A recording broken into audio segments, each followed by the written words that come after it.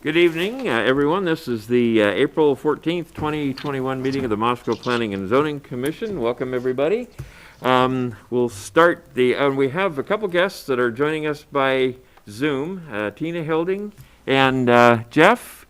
We'll have you introduce yourselves when we come to the presentation. So, all right, first item on the agenda is approval of the March 24th minutes. Do we have any additions, corrections, deletions?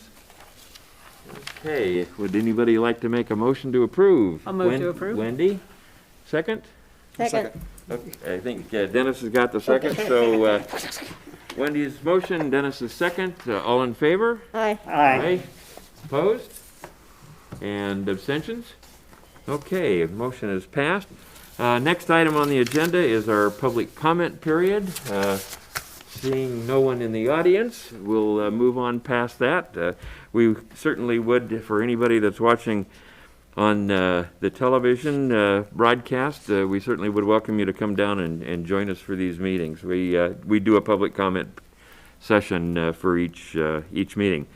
So, third item on the agenda is our main feature for the evening. We have Jeff and Tina from the Sustainable Environment Commission who have asked to give us an overview of the work that they've been doing and also having a discussion afterwards. So I will turn this over. Tina, are you going to be doing the presentation? Yes, both Jeff and I will be doing a presentation, and he'll start with talking about the climate. Jeff is a professor at University of Idaho, and he has developed a climate impacts assessment that he's going to talk about how Moscow will be affected, and then I'll have a discussion about the climate action working group. So super. Well, and as you guys get started, for the record, if you would just introduce yourself, full name and your position, and it's the microphone is yours. Okay. Jeff, do you want to go ahead? Sure, yeah, thanks. My name is Jeff Hickey. I'm a professor of geography and geological sciences at the University of Idaho. Can I share my screen? I'd like to show you some slides. I guess I'll just guess. Should be able to, yeah. Okay, good. Should be able to see the slides on the screen now.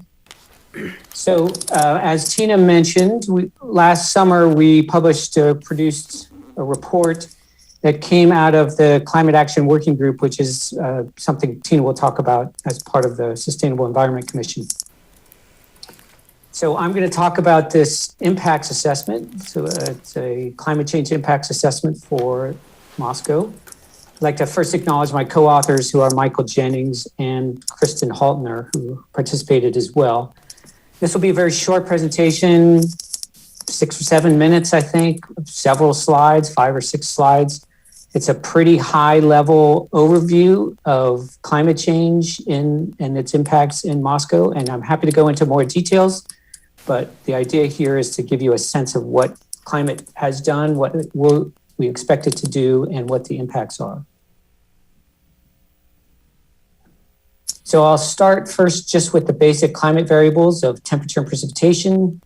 With temperature, since about 1900, Moscow has experienced about 1 degree or 1.5 degrees of warming. This is 1 degree Fahrenheit of warming in a mean annual sense. And in the future, by 2100, so in the next several decades, we expect a further increase in warming by somewhere between 2 and 9 degrees Fahrenheit. And that depends on the particular year, as well as what we call the emissions scenario, whether we expect society to take action to limit climate change or not. And although that increase doesn't sound like a lot, in fact, it's going to be especially important in Moscow because winters in Moscow are right about the freezing point. And so that level of warming may take Moscow above freezing in wintertime.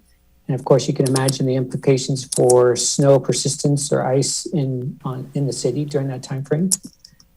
Also, during summer times, we expect Moscow to get to up to 20 days when the temperature exceeds 100 degrees. And of course, we don't have very many now. I can't even remember last time we had 100 degrees. It may have been several years ago. And so going from almost none to 3 weeks, almost 3 weeks is going to be obviously substantial. And another point of context is if you want to imagine what Moscow might look like, turn around and look downhill. Well, turn around, at least look downhill at Lewiston, and we might experience the same temperatures of Lewiston by 2050, so only a few decades away. With respect to precipitation, not much has changed in the last 100 years, so I don't talk about that. In the future, the climate models project that we will experience in the Northwest a slight increase in annual total precipitation by about 7%. Importantly, however, is during the summertime, we expect decreases in precipitation by up to 15%. And I'll talk about the implications of that in a little bit. But I also want to note here that although the temperature projections we think are pretty good, the models that we use to make these projections are pretty robust and we're confident in the temperature projections, it's really hard for these models to get precipitation and clouds correctly. It's just a difficult process, and therefore the models show some spread in the projections, and the projections of precipitation are a little bit uncertain as a result. Okay, so getting into a few slides about the impacts. First, on water availability. With a warming atmosphere, we expect more evaporation and transpiration, puts more water vapor in the atmosphere. A warmer atmosphere can hold more water vapor, and as a result, we're expecting more days with extreme precipitation events. So more rain, more snowfall in precipitation events. And that's illustrated in this photo from April 2019, when Moscow experienced some pretty significant flooding. We can view that as what we may expect in the future to be increasingly frequent. Snowpack in the area will diminish, we expect, because with warming conditions, the precipitation that currently falls as snow will fall as rain instead. And then with warming conditions, we will expect an earlier snow melt. And so both of these things translate into reduced snowpack and reduced water delivery to the mountain vegetation, the vegetation that relies on snowpack, as well as the stream flows in spring and summer that rely on that snowpack too. And the reduced summer precipitation plus the warming results in greater demand on evapotranspiration and reduced soil moisture during those summertime periods. These implications, or these climate changes, have implications for natural systems, forests, and grasslands around here. They may result in longer growing seasons. They will result in longer growing seasons that may be beneficial for some plant species, may be detrimental for others that have to survive the summer because of greater moisture stress. So it's not clear exactly what will happen with respect to some of the vegetation. We do expect that longer growing seasons equals longer fire seasons. So that, coupled with drier fuels in the summertime because of warmer conditions and reduced summer precipitation, means that we expect more fires locally. By locally, I mean the Pacific Northwest, greater fire amounts, frequencies, severity, et cetera. We also expect some more severe forest disturbances and agricultural disturbances in the form of insect outbreaks and pathogen outbreaks. That's what the photo at the bottom shows. Okay, what about some impacts on people? The crop conditions and timber yield conditions or responses to climate change may be, sorry, let me back up. The crops and timber may actually yield more in some cases, in some species, because of longer growing seasons, as I mentioned, or greater precipitation. But we also expect that there might be some detrimental effects on some crop species and some tree species because of disturbances, the pests and pathogens that I mentioned, or increased wildfires, for instance. Human health and recreation are sort of linked. We expect more fires and as a result, longer and more severe smoke seasons that we're seeing more frequently recently. More days that exceed 100 or even 105 degrees means more heat waves that translate into adverse effects on vulnerable populations, reduced opportunities for exercise and recreation outdoors. And then we might expect increases in waterborne diseases or increases in vector-borne diseases like West Nile virus or other diseases that are expanding because of mosquito expansion. And then finally, there'll be non-local effects, that is, effects elsewhere that will affect Moscow. So a few examples are energy. There might be negative consequences for transmission or production of energy elsewhere that'll affect Moscow.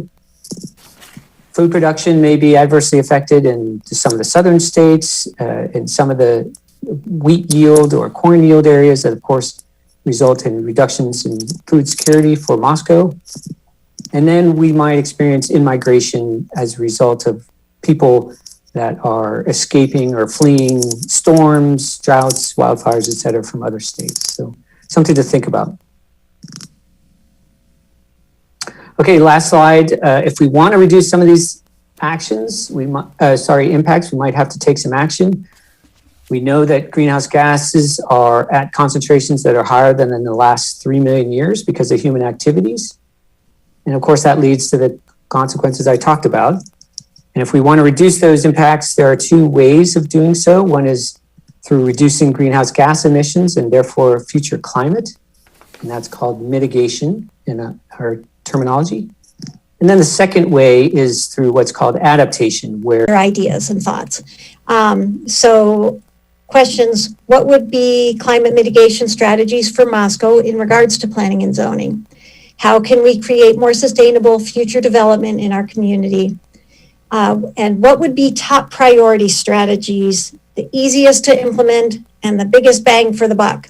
And what are the biggest challenges and concerns you see in developing climate mitigation strategies? And then any additional climate impacts you're concerned about. So those are kind of what I'll be asking the quiz at the end of the presentation. So the Climate Action Working Group started as a subcommittee of the Moscow Sustainable Environment Commission. And it came about because we were approached from the Sierra Club about a Ready for 100 effort. And that effort by the Sierra Club was asking Moscow to commit to set a target for 100% renewable energy. So that they came to us to ask how they would go about setting this kind of target and having a commitment from the city.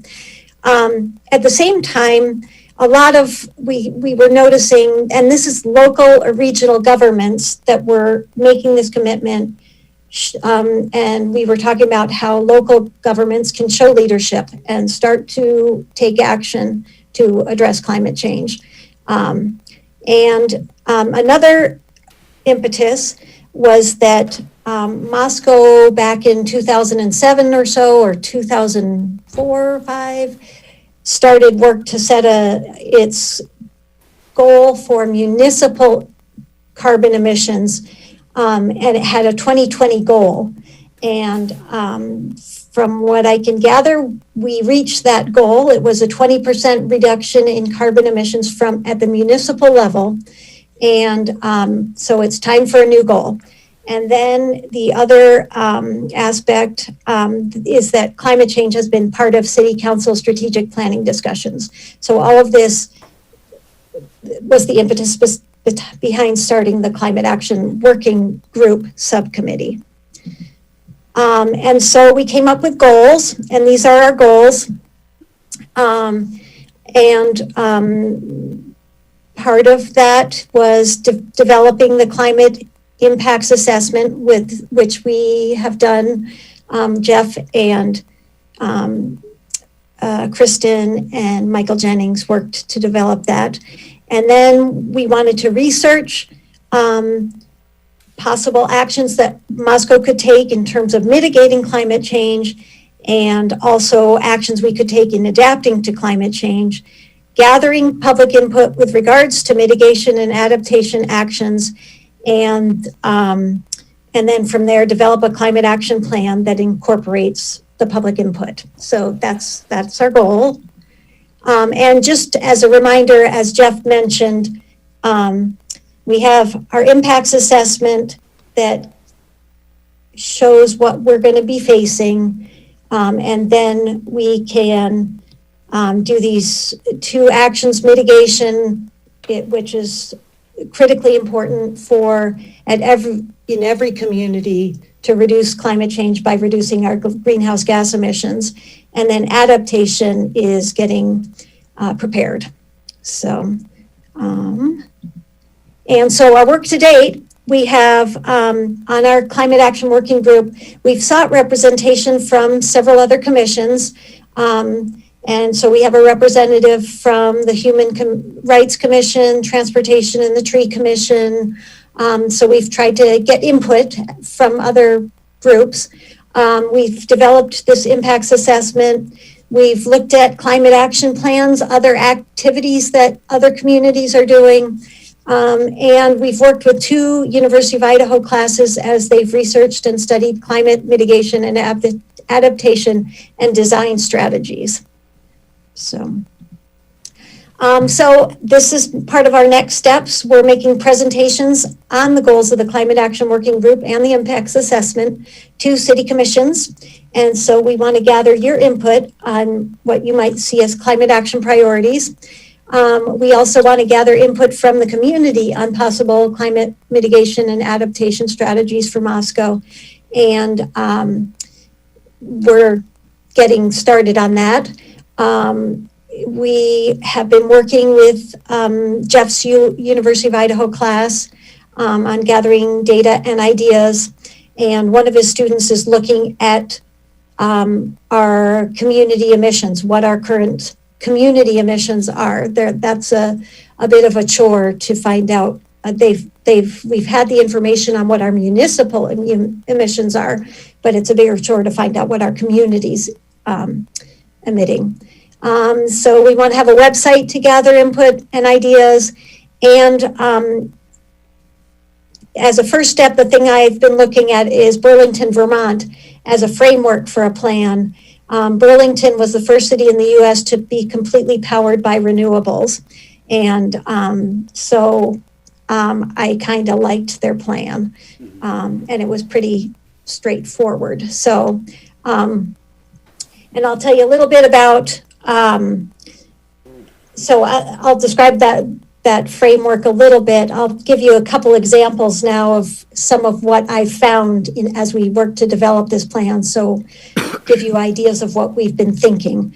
Burlington, Vermont has 8 mitigation themes and that they chose to focus on. And what they did was they gathered community input for, I can't remember if it was a year, and they got 200 mitigation strategies. And that they eventually narrowed down to 39. And so these were their themes that they looked at: compact mixed-use development, renewable energy resources, transportation, community and government transportation, local gardens, waste reduction and recycling policy, energy efficient buildings. So seems like a great way to divide the mitigation themes. Makes sense to me.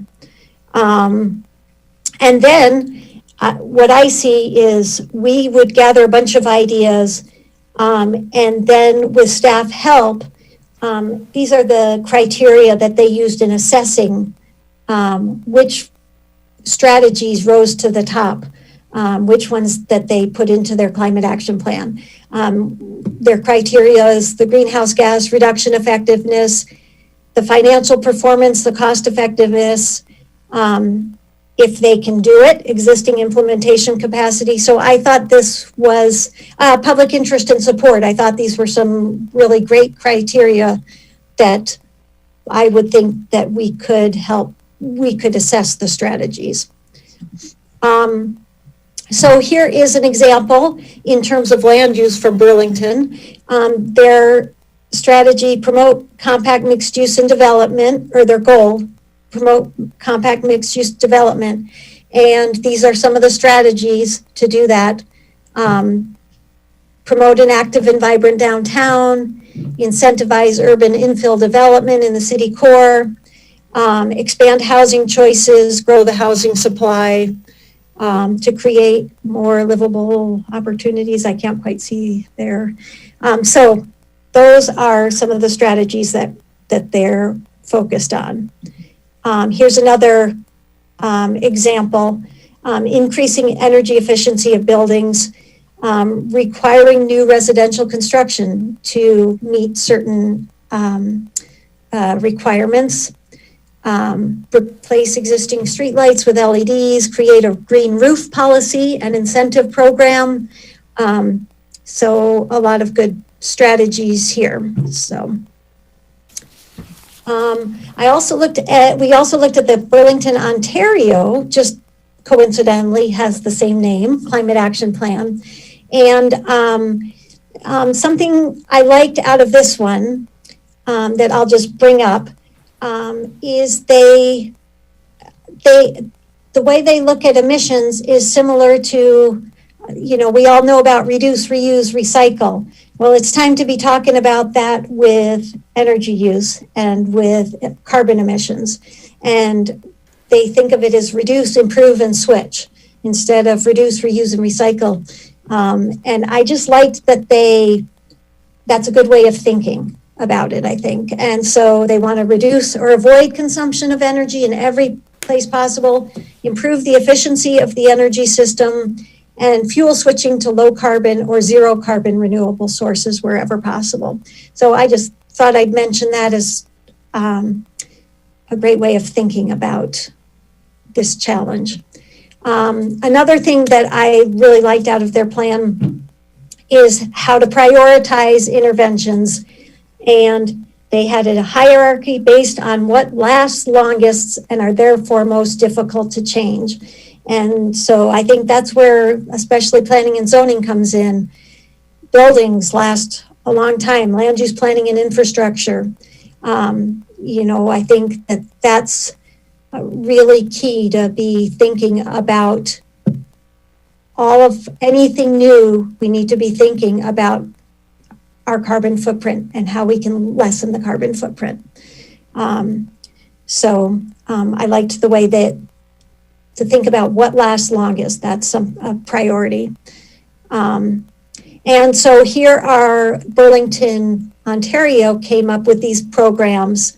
And here again are just examples: low carbon new building guideline, a deep energy retrofit program, and these. So those are a couple. Integrated mobility plan. So there's these different ideas here. And then what I also liked about Burlington, Ontario, is they have their objective, increase the performance of new buildings. But they also had the city's role, what the city's role would be, the timeline. I don't know exactly what connections means, but they have the timeline, who's responsible, potential partners for collaboration, and references. So I kind of liked the way they had a lot of those little details in there that I thought were good, informative. So, and I also would like to say that as the challenge of climate change has become more and more apparent in recent years, communities are accelerating their targets because of the urgency, and it is a urgent challenge. And so San Francisco, for instance, they looked at targets in energy supply, buildings, transportation, and zero waste. And they so they have upped their targets with 100% renewable electricity by 2030. That's their goal. New buildings are net zero emissions by 2030, and then about 3% of existing buildings are going to be retrofitted for energy efficiency every year, resulting in nearly 100% efficient existing building stock that is all electric no later than 2050. So I guess there are communities that are, because of the urgency, moving forward more quickly. So back to my questions about what the Planning and Zoning Commission thinks in regards to climate mitigation strategies for Moscow,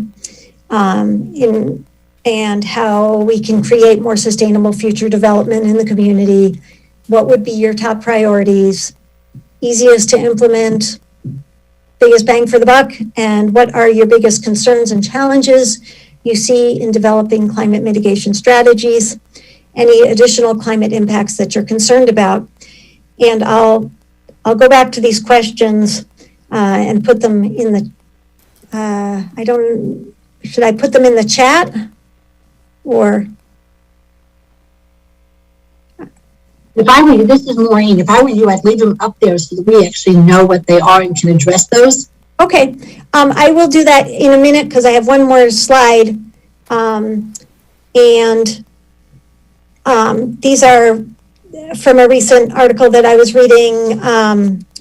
Professor Michael Mann apparently is the man in terms of, he's a climate scientist from Penn State University, a very well-known scientist. And about the urgency as we move forward with this challenge, he says, people want to try to meet this 1.5 Celsius degree, want to keep below 1.5 degrees Celsius in warming. And he says it's kind of like on the highway. If you miss the exit ramp, that doesn't mean, and now I can't quite see my slide here, but let's see. Oh, here we go. Okay. If the world missed the 1.5 degrees Celsius exit ramp, that doesn't mean it should not aim for the ramp at 1.6 degree. And if we miss that, there's the 1.7 degrees Celsius exit ramp. Every ton of carbon we don't burn makes things better and reduces the harm and the risk. And then Professor Leslie Hughes said, the new mantra is that every fraction of a degree, every year, and every choice matters. So that is it. And so those are our questions and we're looking for input. So we'd love to hear your thoughts.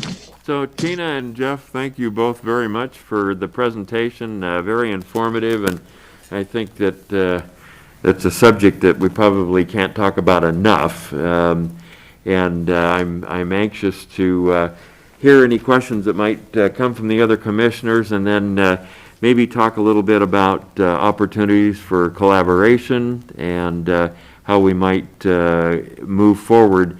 Obviously, this is an issue that's going to involve literally everybody, not just your commission and our commission, but you've already talked to transportation, city council.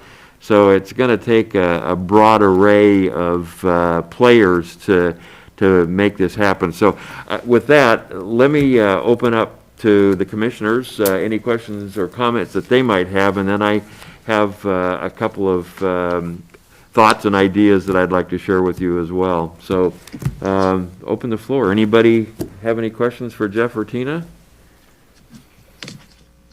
Okay. Joel? I'll start with a comment.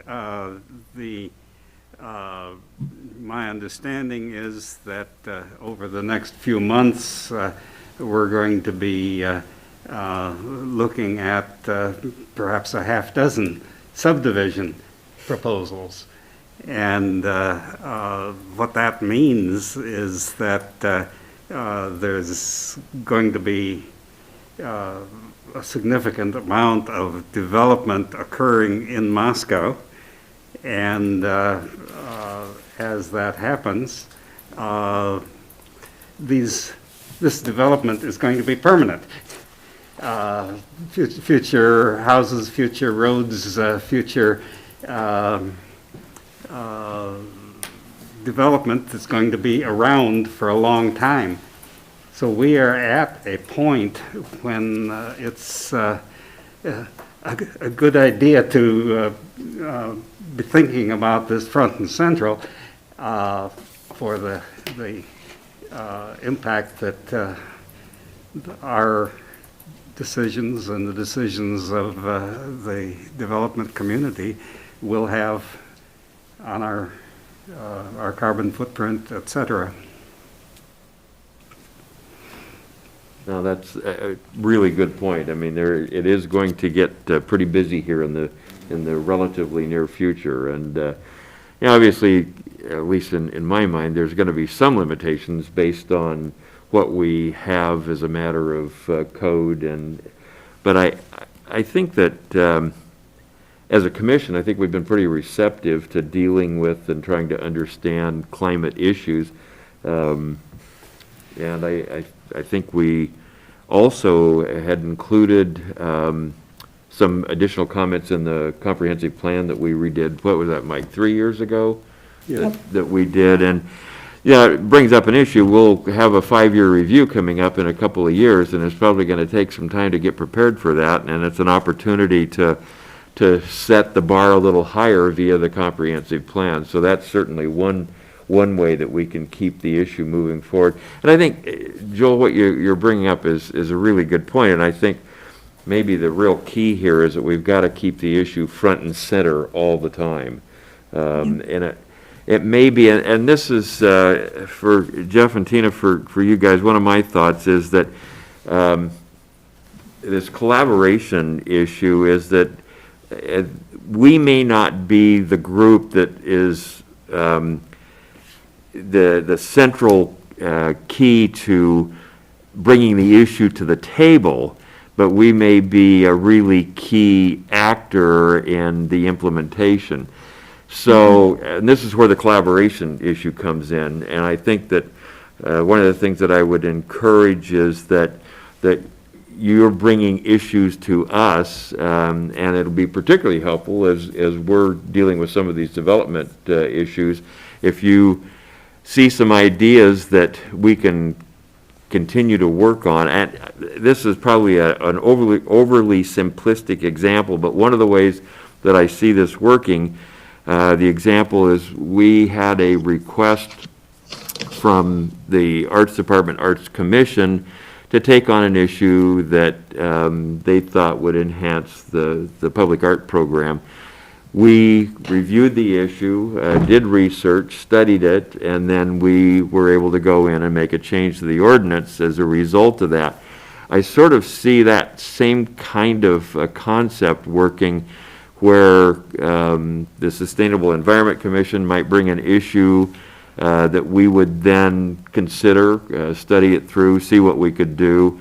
And like I say, it's kind of an overly simplistic example, but I think it's one of the ways that we can continue to collaborate on some of these issues. Mm-hmm, mm-hmm. So, and I'd really be interested in hearing anybody else here on our side, how you feel about some of these issues and ideas about the best ways to move forward. Well, Don't everybody talk at once. yeah, right? no, I'll say a few things. I think we benefit in Moscow from having a fairly compact community in terms of geographically. If densities are, and relatively high density for the size of the community. I mean, I did a comparative of a lot of places in the Northwest on smaller towns and bigger places. And I think all of those are a good starting point for reducing transportation costs and in terms of energy. Carbon neutrality, I think, is something that I know the American Institute of Architects, et cetera, and other interested parties in the green building industries have really been striving for. I think we can achieve that. I guess I would argue that nothing is for free, that when we switch to electricity, we have lithium. Where does that come from? It takes energy to get it out, so nothing's really free. that way. I think we have to think a little broader than just that's the only solution. But I really think the solution has to be in how we use land, how we develop it, in terms of remaining compact, remaining well linked, so that you aren't driving extra trips all over the place. And I think it's, and promoting alternative transportation, making it easier for people to walk, making it easier for people to ride a bike. We've seen progress, I think, over the last 5 years or more of share rows and other things that start to connect our community. But, those are all, so transportation is, it's always frustrated me that transportation is over here and planning and zoning is over here, and yet if you want to have sustainable solutions or really well integrated solutions, there needs to be a lot of ongoing conversation between those two entities. And I guess I would encourage more dialogue in that domain as well, that if you think about it, I think in recent, like in the last year, I can't remember exactly when, we added other alternative options for our subdivision designs, so that they aren't just cookie cutter cul-de-sac neighborhoods or what we've been seeing for the last, since really the 1980s in new development. We now have two alternatives that are more energy saving, in the sense that there's less road infrastructure, so there's presumably less driving, because if you have a traditional grid or you have also clustered development instead of streets swirling all over the place, you do reduce the number of miles driven by people who live there. So I think all of those issues are part of land use decision making. I want to see a developer take advantage of those. We haven't seen that yet, to my knowledge, have we, Mike?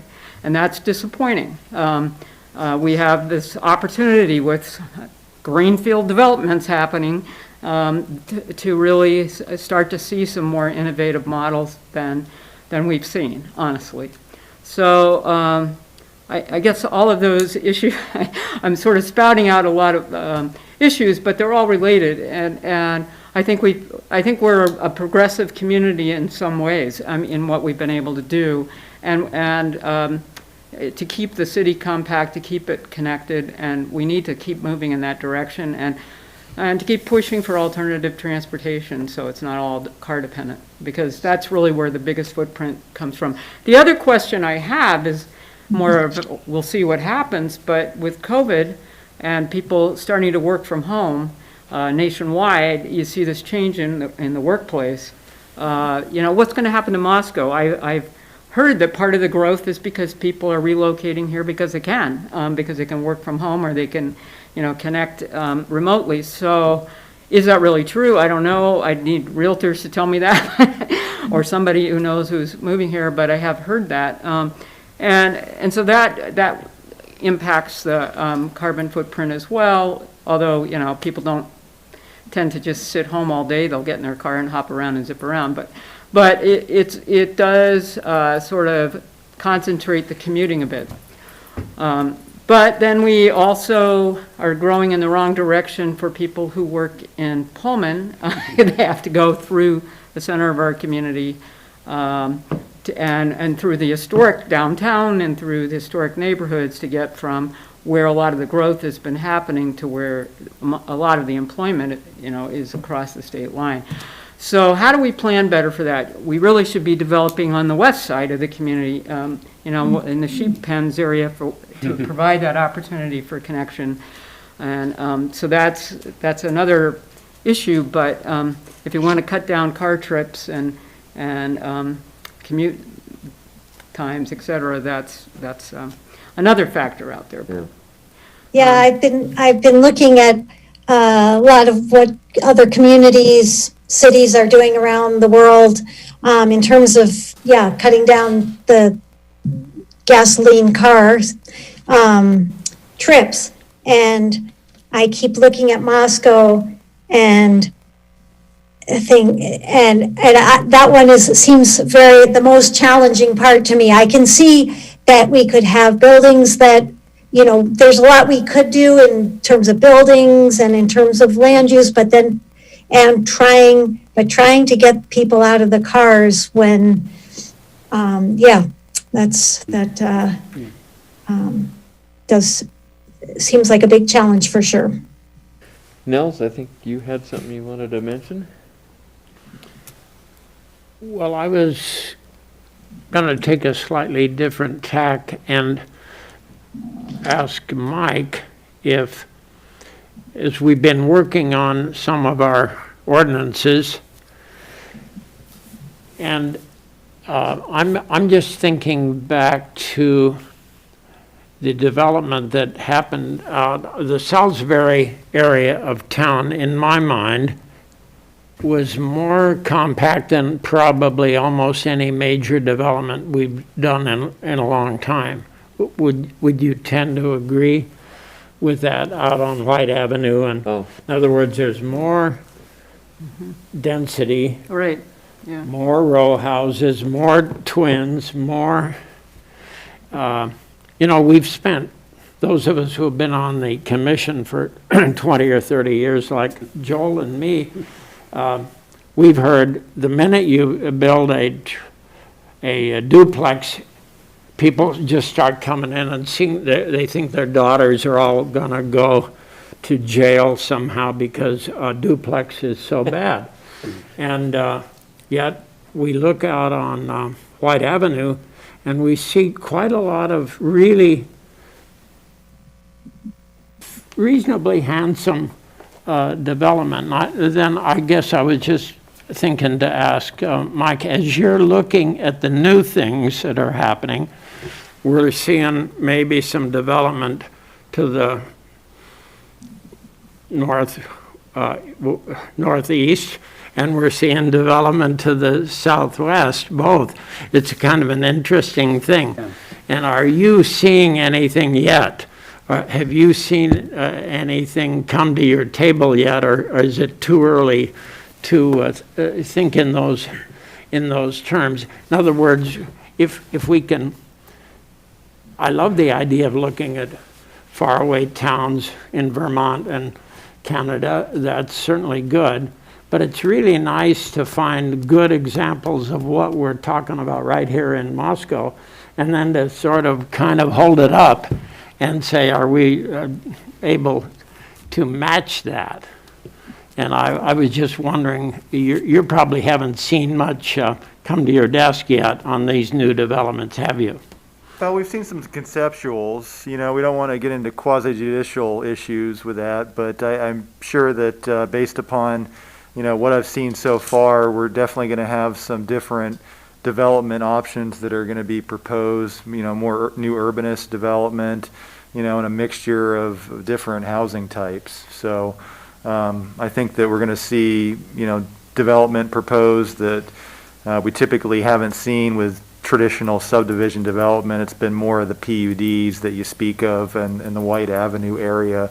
Only going through a subdivision plat and possibly some PUDs as part of that. So,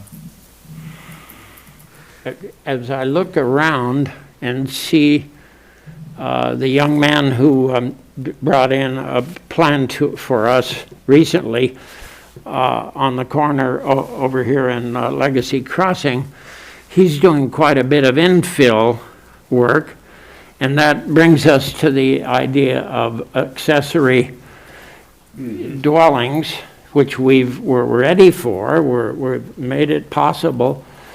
What I think we need to do in somehow, with the help of other commissions, I would hope, to talk about it more, to bring it to people's attention so that they see, in other words, the new development that Rusty Alps brought in the other day, that's some really dense downtown stuff, and of course that's real urban. We don't expect our subdivisions to look like that, but I like having keeping the newspaper talking about it and having people aware. And I think anything we can do with the other commissions, I would hope, I'm delighted that we had this little education session tonight, because, I don't think we can point our finger at one thing or another and say, well, this is the pony we're all going to ride on. But this is good. I don't know who brought it forward, but I compliment you for doing it. It was a good I think effort. Tina and Jeff deserve the credit for Yeah. bringing it Well, forward. thank you, and- Tina. Thank you for doing Yeah, I think Really it's been appreciate- great. And I agree with Nels. I think it's a conversation we need to keep alive. I haven't been on the commission as long as Joel and Nels, but in my time here, what I've seen is a group that has a very progressive outlook about these kinds of issues. So I think you'll find that these issues will get a real positive reception for us. You know, and I go back to helping us to understand the priority issues so that we can deal with them. As Mike just mentioned, we're a quasi-judicial group, and so we play a kind of an outsized role in some of this, in that we're the ones that are going to be holding the public hearings. We're going to be making recommendations to City Council, but it's all that stuff before that needs to come to us. But I think I'm confident that we're going to be very receptive to ideas. You know, and Wendy kind of brings it up too. We have to be realistic about what we're able to do. And I think that's always a part of the conversation. Just listening to the conversations about the development and what Nels was just talking about, transportation just looms large in that part of the discussion. So obviously we're going to need to continue to work on that and come up with ideas for that. But yeah, I think that there's all sorts of opportunities for us to work together and work forward, continue bringing the conversation to the forefront.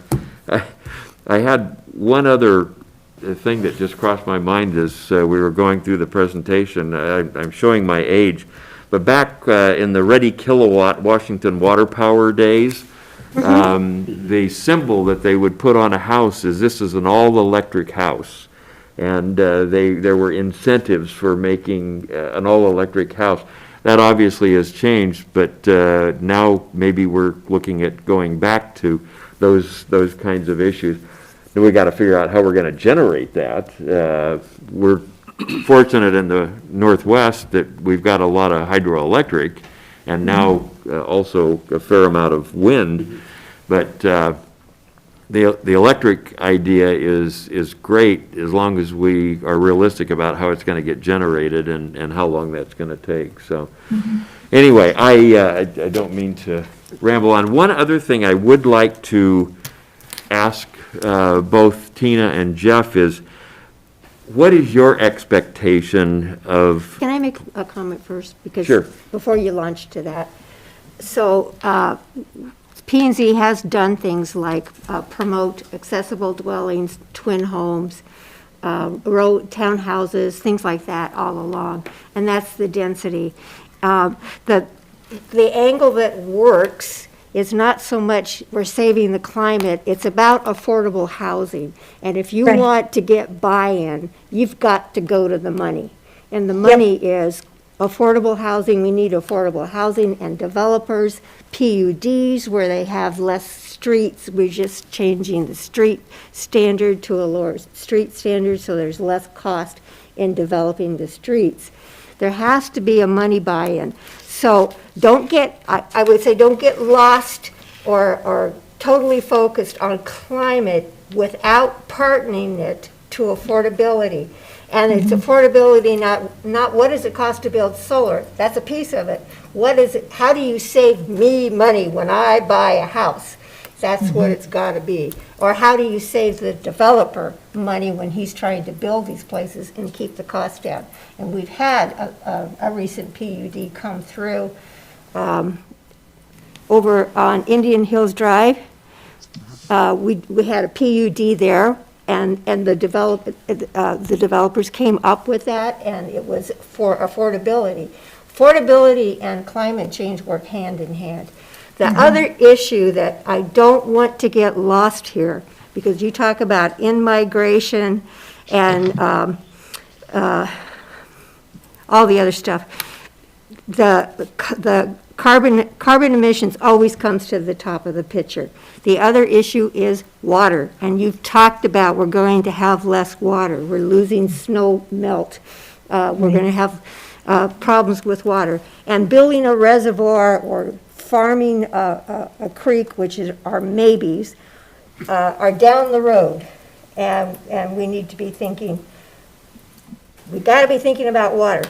Because, how are you going to incentivize students who don't care if they're not buying the house, so they're not putting in the toilet, and they're not, that kind of thing.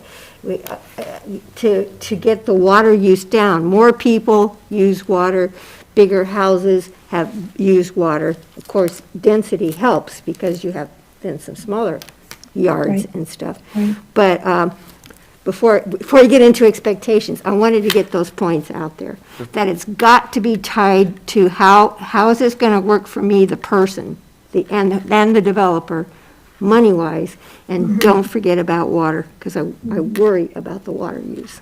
And actually, the city's highest carbon emissions, the municipal carbon emissions, the highest amount comes from water pumping and water cleaning. So it would also help our carbon footprint actually to reduce the water use, as well as making sure we have water. Yeah, I agree. Thank you, Victoria. Really good point.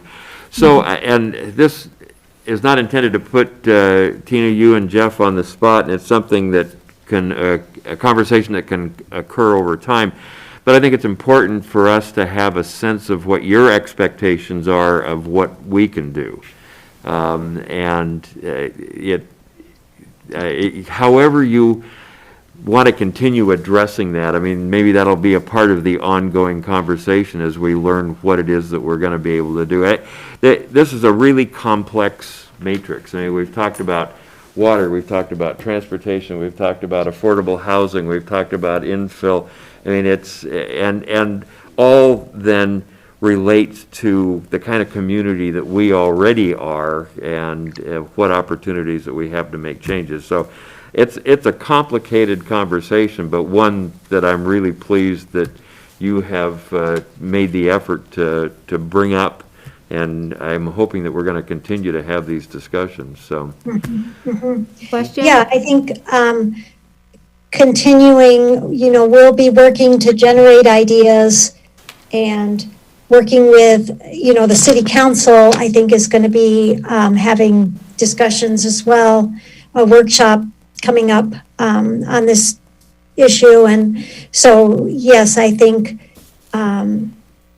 continuing conversations is definitely a good thing. And I think in terms of what I'm hoping is that, as I said at the end of the presentation, that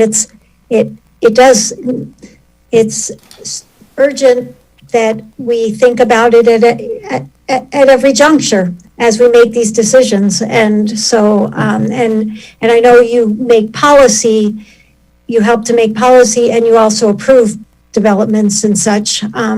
But yeah, I would ask that it be top of mind. And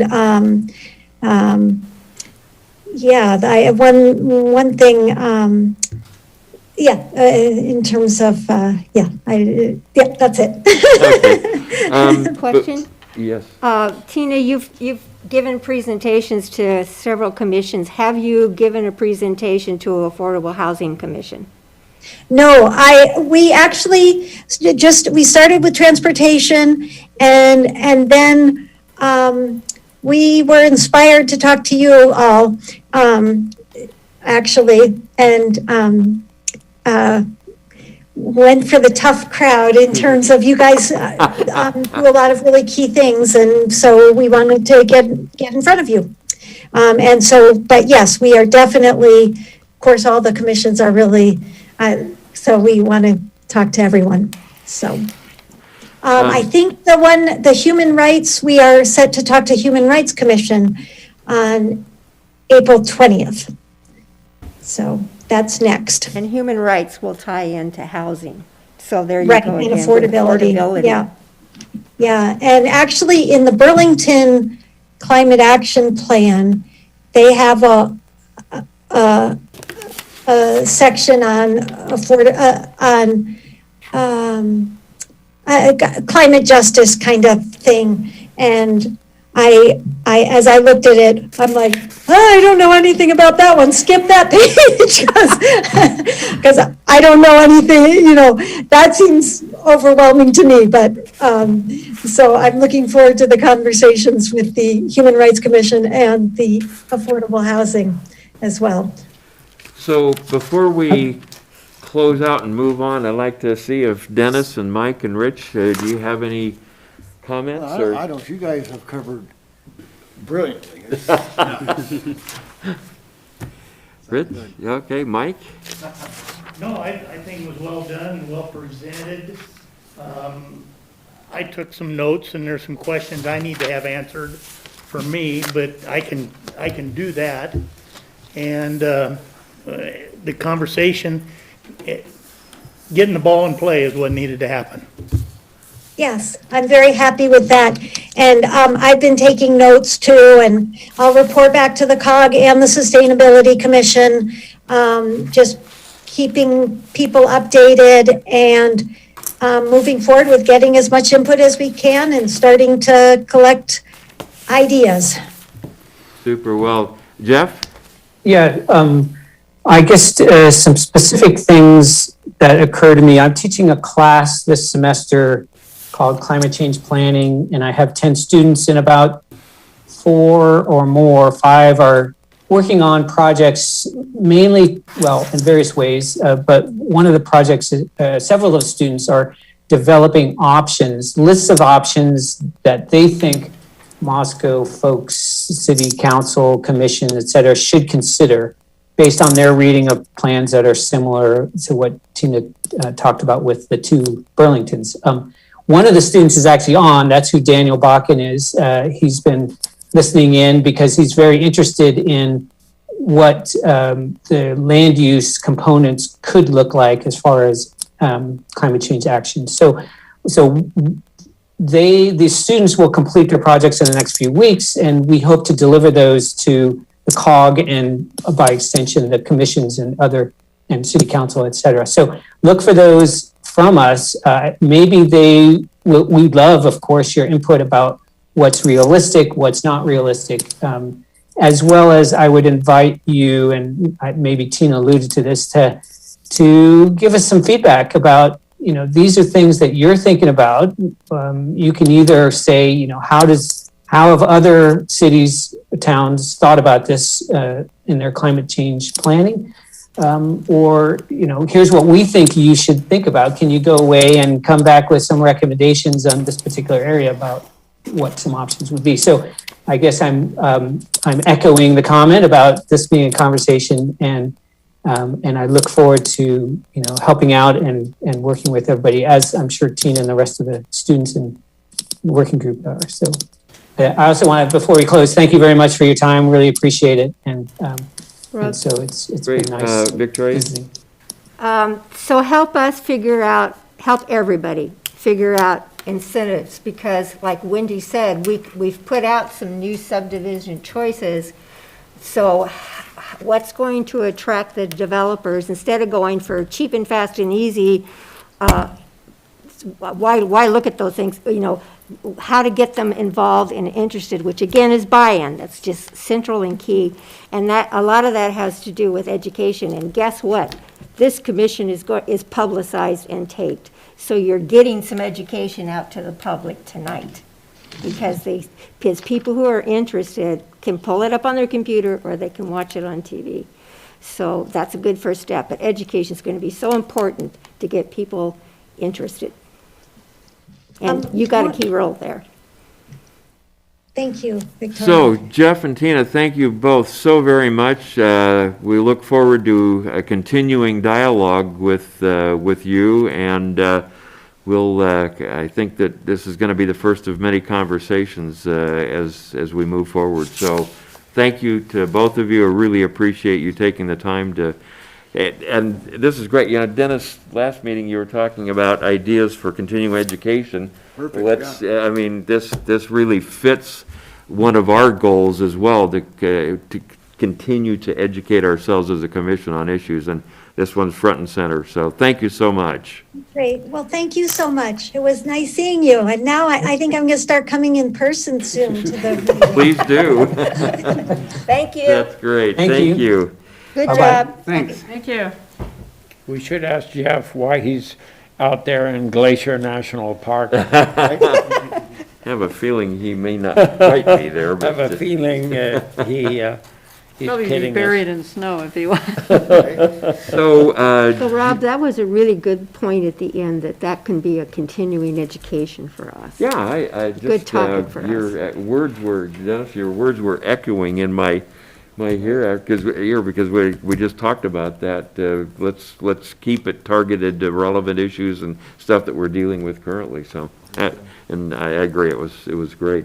So, next item is Transportation Commission report. Joel, That's easy. The Transportation Commission is last met on the 8th, and I missed it because I had a doctor's appointment in Spokane, and the subject of the meeting was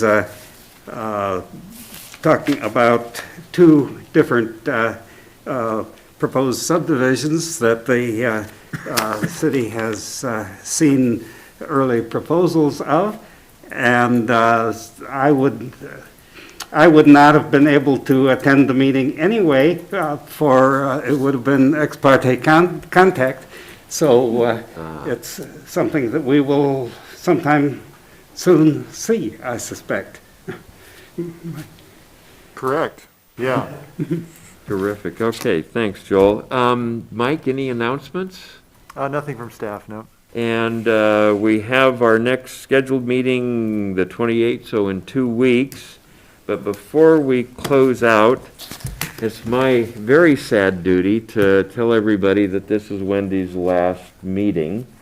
She's on to new adventures, and we are going to miss you so much. You've been an inspiration, a wonderful leader for this group, and gosh, I don't know what to say other than I wish you weren't going. Well, thank you. It's been one of the highlights of the last, let's see, I came in on 2013, I guess, and working with city staff has been fabulous, and all of you, and it's really been a pleasure, and I'm, it's sad.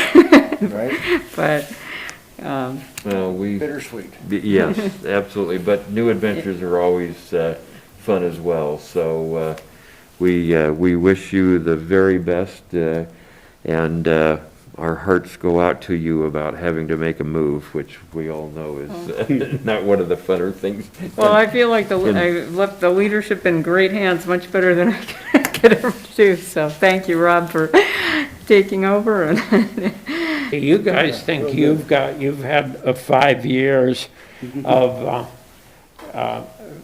to feel sorry for yourself. Wendy and I started teaching on the same day at the university Oh, my. 43 years ago. No, it wasn't 43 years ago. I'm not that old. How many years was it? It was 33 years ago. Oh, 32. Yeah. Okay, 30. Oh, Well, my son gosh. grew up here, basically. What's So 10 years to a guy that's 84? Well, anyway, no, but that's true. I remember that first day very well. But, yeah, it 33. just, there are certain, 13. memories that remain very strong with much time living in this wonderful community, so. So when do we have as a going away, Dennis, you could pass that Oh, going thank you. away card and a Oh, gift thank certificate you. that hopefully you can spend before you move. Thank you. So with that, is Thank there you. anything else for the good of the order? If not, we'll call the meeting adjourned. Yeah. Thanks, everybody. Thank you. Yeah.